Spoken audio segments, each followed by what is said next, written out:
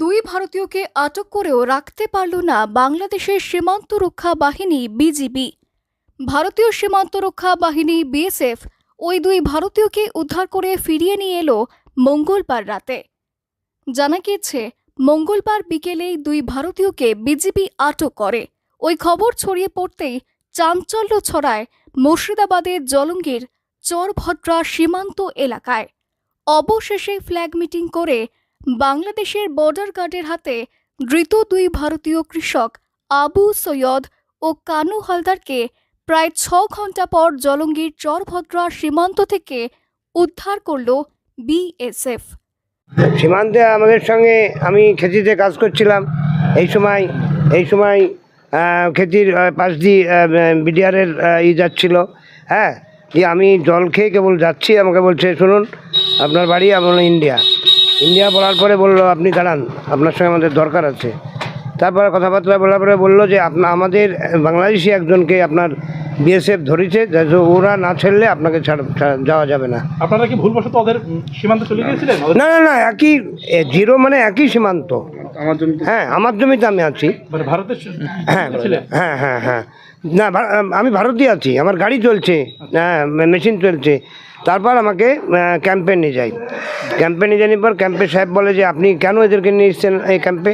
চিলমারি ক্যাম্পের পুলিশ আপনি এই ক্যাম্পে কেন নিয়ে আসবেন? তারপরে আমাদেরকে বলে নিয়ে যান। নিজেই কলা বাগানে বসে থাকলো, তো কলা বাগানেই সারাদিন আমরা বসে আছি। তারপরে মুর্শিদাবাদের জলঙ্গি ভারত সীমান্ত এলাকায় চাষ করতে যাওয়া দুই কৃষককে আটক করে বাংলাদেশের বর্ডার গার্ড। তাদের একজনের ফোন থেকে পরিবারে খবর পাওয়ার পর বিএসএফের 146 নম্বর ক্যাম্পের শরণাপন্ন হন পরিবারের সদস্যরা। তারপরেই বিএসএফ এবং বিজিবির ফ্ল্যাগ মিটিং হয়। মঙ্গলবার রাতে ছাড়া পান 2 জন চাষি। ঘটনায় আতঙ্কে রয়েছে সীমান্তে কৃষকরা। পরিবার ও বিএসএফ সূত্রে জানা গিয়েছে, সীমান্তের জমিতে কাজে যান জলঙ্গির হোগলার দাইর ও বিশ্বাসপাড়া নিবাসী কানু হালদার ও আবু সৈয়দ। জমিতে সর্ষে মারাইয়ের সময় কাছে জমিতে থাকা টিউবওয়েলে জল খেতে যান তারা। তখন 8 জন বিজিবি জওয়ানের সদস্যরা এসে আচমকা ধরে নিয়ে যায় বাংলাদেশের 40 পাড়া ক্যাম্পে। তাদের বিজিবি জানায় বাংলাদেশি একজনকে ধরেছে বিএসএফ, তাকে না ছাড়লে বিজিবি তাদের ছাড়বে না। এদিকে ভারতীয় দুজনকে আটক করার খবর জানতে পেরেই জলঙ্গি পঞ্চায়েত সমিতির সদস্য রাকিবুল ইসলাম রকি ও ওই দুই পরিবারের সদস্যরা বিএসএফ এর সঙ্গে কথা বলে। বিএসএফ বিজিবির সঙ্গে যোগাযোগ করে।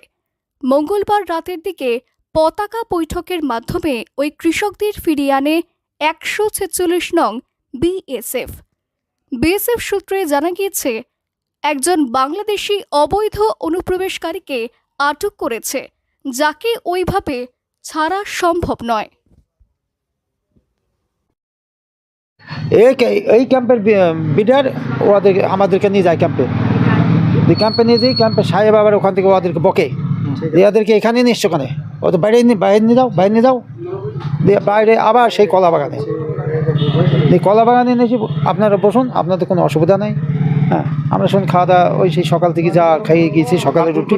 না, মারধর করেনি দিয়ে এইভাবে হয়। তারপরে মোটামুটি বসি মোটামুটি তা 6 ঘন্টা। হ্যাঁ, 6 ঘন্টা। হ্যাঁ, 6-7 ঘন্টা হবে বসে রেখেছি। দিয়ে তবে ফ্ল্যাগ মিটিংয়ে আমরা এদিকে খবর, আমাদের মোবাইলটা নিয়ে গেছিলাম বলি আমরা বাঁচা দিয়ে পরে আমরা ফোন করার পর এবার দেখা যাচ্ছে মোবাইলে ডিস্টার্ব গেছে, ওরা মোবাইলটা কেটে নাই। মুর্শিদাবাদ থেকে কৌশিক অধিকারের রিপোর্ট, লোকাল 18 বাংলা।